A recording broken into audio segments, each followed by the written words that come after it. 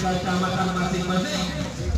Raja Putra Nugolo yang baru saja menjuarai turnamen di Aceh Utara kiranya.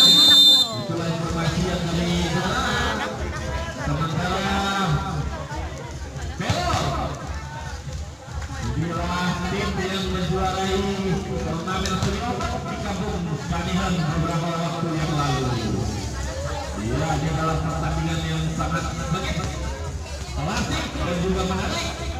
Ya, siapapun pemenangnya nanti ada salinan dari Bung Akhtar selaku pembina olahraga bola voli di Kampung Bola 2.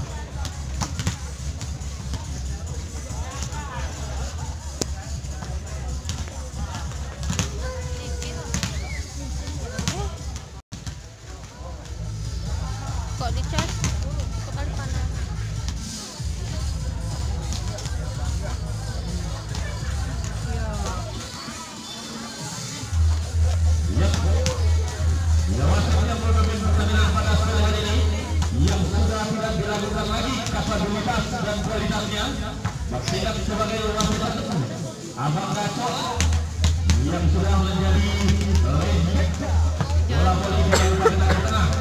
Sementara wasit 2 adalah Abang